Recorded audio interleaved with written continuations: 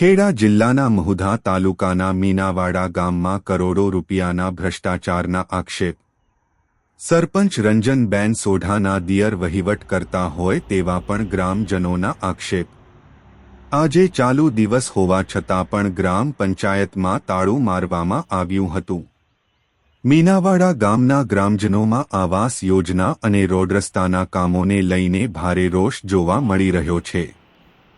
ગામના સરપંચ રંજનબેન સોઢાના દિયર દ્વારા ગ્રામ પંચાયતના વહીવટો ચલાવવામાં આવતા હોવાના આક્ષેપો સામે આવ્યા છે। ગ્રામજનોએ આક્ષેપ કર્યો છે કે આવાસ યોજના અને રસ્તા રોડના કામોમાં કરોડો રૂપિયાનો ભ્રષ્ટાચાર થયો છે।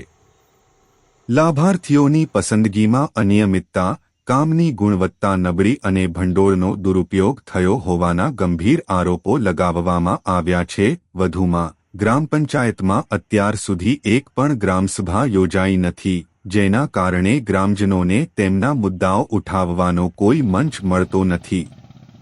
સરપંચ અને તેમના પરિવારના સભ્યો દ્વારા એકતરફી રીતે વહીવટ ચલાવવામાં આવતો હોવાની ફરિયાદો વધી રહી છે। ગ્રામજનોએ જિલ્લા વહીવટી તંત્ર, તાલુકા વિકાસ અધિકારી અને સ્થાનિક ધારાસભ્યને આ મામલે તાત્કાલિક તપાસ કરવા અને દોષીઓ સામે કાર્યવાહી કરવામાં આવે।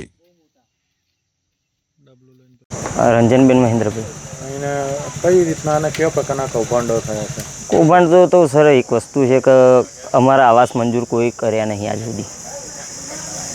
ત્રણ વખત નોંધી ગયા બરાબર, પણ હવે 5 વર્ષ પૂરો થઈ ગયો તો ફોર્મ ભર્યા હતા ખરા તમે? ત્રણ વખત ભર્યા છે, એક વાર નહીં 3 વાર ભર્યા છે। શું કારણ તમને ફોર્મ? હવે એ તો અમને નહીં ખબર ને સાહેબ, અમારે કાન તો આવો બરાબર ઘેર, અમે ઘેર હોતા નહીં, અમે ડ્રાઇવિંગ લાયકના માણસો બરાબર ઘેર હોતા નહીં। હવે એ ઘેર આવે, ફોર્મ ભરે, પૈસા લઈ જાય બરાબર, હજુ સુધી આપણને કોઈ આવાસ મળ્યો નહીં। અત્યારે તમે હાલમાં જોવો હોય તો આપણું ઘર કામ ચાલુ જ છે, કારણ કે મારું ઘર આ ચોમાસામાં ચાલે એવું નહોતું। મેં મારા ઘરના પૈસા ખર્ચીને મેં મારું ઘર ઊભું કરવા કર્યું છે। રજૂઆતો કરી છે તમે ઉપર અધિકારીઓને? હવે એમાં તો એક મારા એકલા નહીં થોડું સમણ સાહેબ। થોડા ચંદ્રશેખર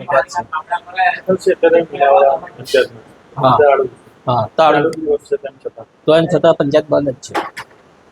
અને પંચાયતની અંદર જેની ભાભી સરપંચ હોવા છતાં એનો દિયર વહીવટ કરે। શું નામ છે સરપંચનું? શું નામ? રંજનબેન પ્રવીણસિંહ સોઢા। એમના દિયર વહીવટ? હા, ભરતસિંહ મોહનસિંહ સોઢા। શું નામ છે? ભરતસિંહ મોહનસિંહ સોઢા।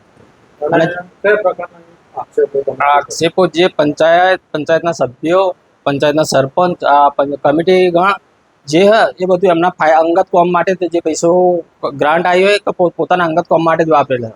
હજી કે કર્મચારી ગણ પાસે 4 મકાન હા જોડે 3 પોતાનો જ આવાસ।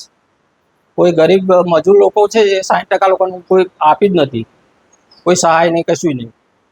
પાક ધોવાનું તે કોઈ પણ રીતનું રોડ રસ્તા જોવા તો બધા ખરાબ, અધૂરું કામ હોવા છતાં ડુપ્લિકેટ પંચકેસમાં સહી કરી અને પૈસા ઉપાડી લીધેલા।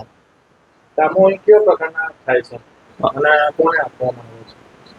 કામો અહીં ઇલીગલ જ બધું કામ થાય, એ એમની પોતાની મનમાણી જ ચાલે। રોડ રસ્તાના લઈને શું કહે છે? રોડ રસ્તાના લઈને તો રસ્તા તો અધૂરા બનાવ્યા હોવા છતાં પૂરું પેમેન્ટ ઉપાડી લીધેલું। રસ્તા અત્યારે ગામની હાલત જોઈ લો તમે।